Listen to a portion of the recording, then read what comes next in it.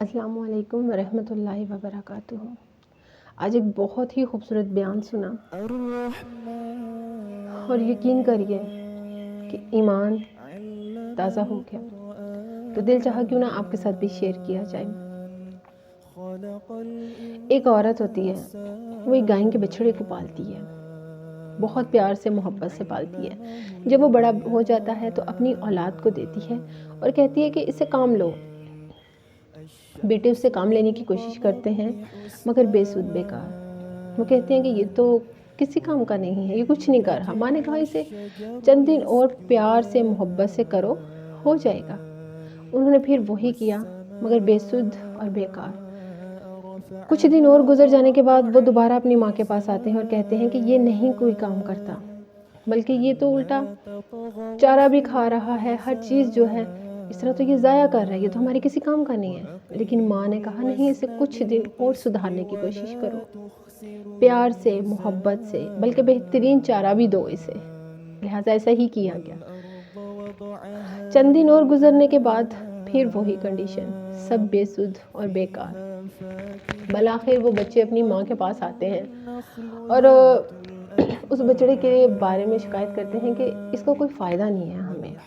देखिए, ये हमारा वक्त भी बर्बाद कर रहा है, इस पर ख़र्चा भी हो रहा है, जबकि ये हमें काम कोई भी नहीं दे रहा।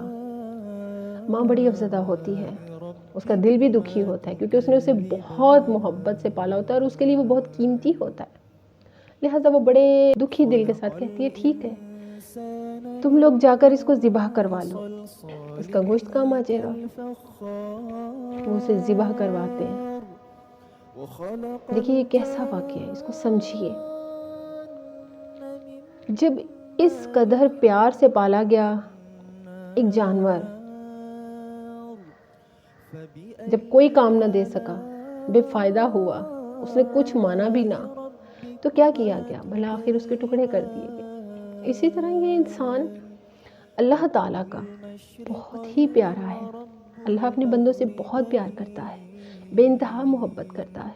लेकिन यही इंसान जब उछल उछल के उसकी नाफरमानियाँ करता है, उसकी हुक्म अदुलियाँ करता है, उसके कानूनों को तोड़ता है, उसकी रज़ाओं को झुठलाता है, तो कैसे मुमकिन है कि वो आप लोगों पर सिर्फ रहम कर देगा?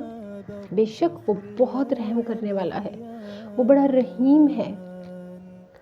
मगर याद रखिए, इंसान जब खुद ऐसे अमल करेगा कि वो उछल के दोज़ख में जाए, तो फिर दोज़ख की सज़ा तो पाएगा ही ना।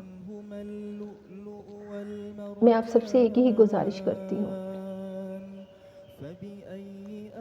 कि इस दौर में ऐसा मुमकिन नहीं है कि किसी के पास दीन का इल्म ना हो। सब इल्म रखते हैं क्योंकि आपके हाथ में मौजूद ये मोबाइल आपको दीन के इल्म से ला ताल्लुक़ नहीं रखता। हाँ, ये आप पे है कि आप इसको कहाँ तक लेके जाते हैं। अल्लाह के हुक्मों को पामाल मत कीजिए। वो बहुत रहीम है, वो बहुत करीम है। जो गुनाह तो ना सोची समझी अक्लों में हो गए, उनको रद्द कर दीजिए, उनकी माफ़ी मांग लीजिए, उनसे तौबा कर लीजिए और उसकी तरफ लौट आइए।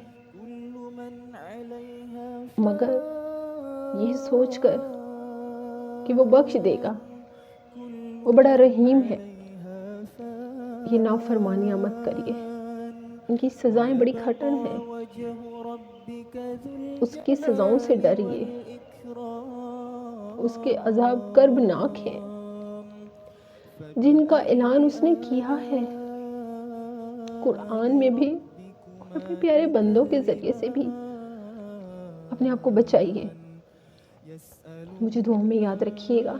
जज़ाकल्लाहु खैर, मुबारक अल्लाह फ़ीक।